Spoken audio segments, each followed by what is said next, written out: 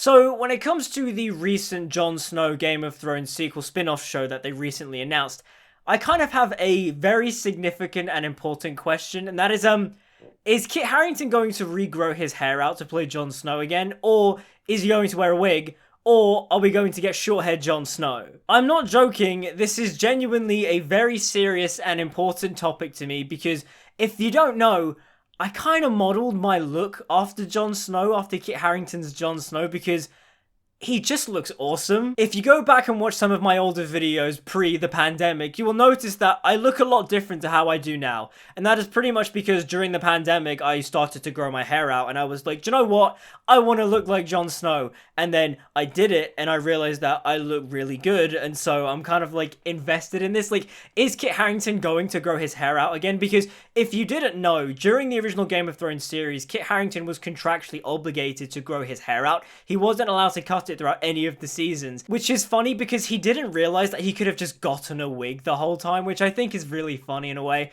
But I kind of like the fact that he just grew his hair out for all those years and just kept it, because it looked really good, it made him iconic, and yeah. I don't know, I'm seriously invested in this, because if we get short-haired Jon Snow, I kind of would hate that in a way, because that just doesn't seem in character with Jon Snow, especially in the first episode in the pilot when, you know, the Stark kids are getting shaved and all that. And I think Rob or Theon has a line where it's just like, oh, he loves his hair more than he loves something something. I don't know, I'll put the clip in or something like that. Go on, Tommy, cheer him good.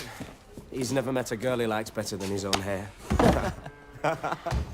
Okay, no, but in actual serious news, Kit Harington did recently come out and talked a little bit about the show, and the thing that I found quite interesting was how Kit Harington was the one who approached HBO with this idea of the show. He went to George R. R. Martin, George R. R. Martin gave him his blessing, Kit Harington handpicked the writers for this show. I mean, even Emilia Clarke came out recently and said that Kit Harington told her specifically that he is coming back to do this show, that he's involved in this show, that this show is sort of like his baby, and I really like that. I think that's really cool, and I like that she said that she isn't going to be involved in the show, because honestly, I don't really want Daenerys in this show. I don't want them to resurrect Daenerys, because that could just be kind of stupid and just a bit, I don't know, I wouldn't be a fan of that. I just want this to be like a character study of Jon Snow. Fun fact, I recently saw Emilia Clarke in her new West End play, The Seagull, and honestly, she's fantastic in it. It was so cool. It was funny because I walked into the theatre and then like there was just this woman sitting on the stage and I was like, is that Emilia Clarke? Like, what the hell? Like, they did this thing where during all the intervals, the actors would, like, slowly appear on stage, and she just sat there the whole time. I came in about half an hour early, and she was just sat there the whole time, and I was like, is that her?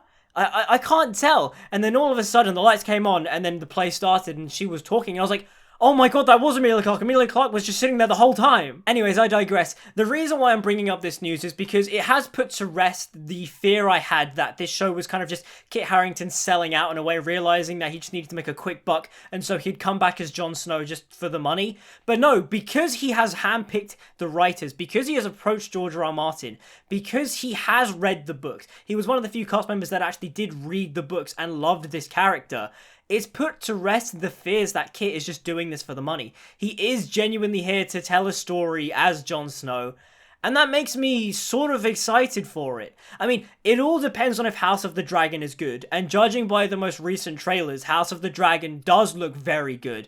And if House of the Dragon comes out and is very good, like I think it is going to be, then potentially this Jon Snow sequel spin-off series will be really good and will be what we're kind of wanting, because in many ways it shows that Kit Harington cares. He cared about Jon Snow, he cared enough to read the books, to understand the character from the books, but not only that, he cares that even though he defended Game of Thrones Season 8 at the time, when the show was coming out, he was defending it, being like, everyone put so much heart and soul into this, and there is no denying what he's saying isn't true, because if you look at the behind the scenes and you see the amount of effort it took to make things like The Long Night, the whole zombie apocalypse thing in the Winterfell courtyard, it genuinely looked incredibly taxing, and there is no denying the amount of effort and hard work that the people behind the camera did in bringing all that to life.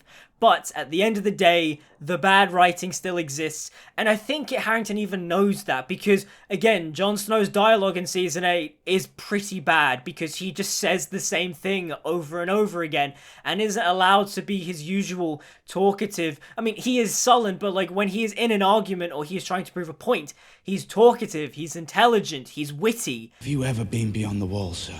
I commanded the city watch of King's Landing, boy. And now you're here, You must not have been very good at your job. How dare you! And that just isn't apparent in Game of Thrones Season 8. And so now that it comes across that Kit Harington is committed to come back, to bring back Jon Snow, I'm just hoping that at the end of the day, they redeem his character from Season 8. He's no longer the monosyllabic, sullen, I don't want it, I never have, I never wanted a crown type of person.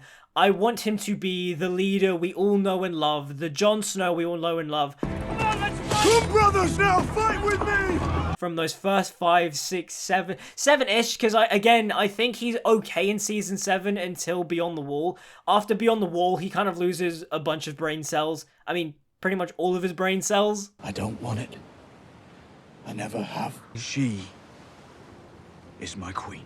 And yeah, that's pretty much all I had to say, to be honest. This was kind of like a half joke video, half update video on the show in a way, just because I am serious about the hair thing. If he's going to grow his hair out again, that's really cool. If he's going to wear a wig, that's really cool. I don't want short-haired Jon Snow because I think that would just be kind of out of character. It just wouldn't make sense. Because again, one of Jon Snow's primary features is his long curly black hair, and if he has short curly black hair, that just doesn't... No. But yeah, those are just my thoughts on the topic and the little updates we've gotten about this spin-off show. Hopefully it does get written and, you know, given a pilot season, and that HBO likes the pilot and they develop the show, because I really want to see it. I love Kit Harington. I love Jon Snow. I want to see him back. But yeah, that's all I have to say. Let me know what you guys think in the comments down below. Like, subscribe, follow me on social media, all that good stuff. And until we meet again, see you guys next time.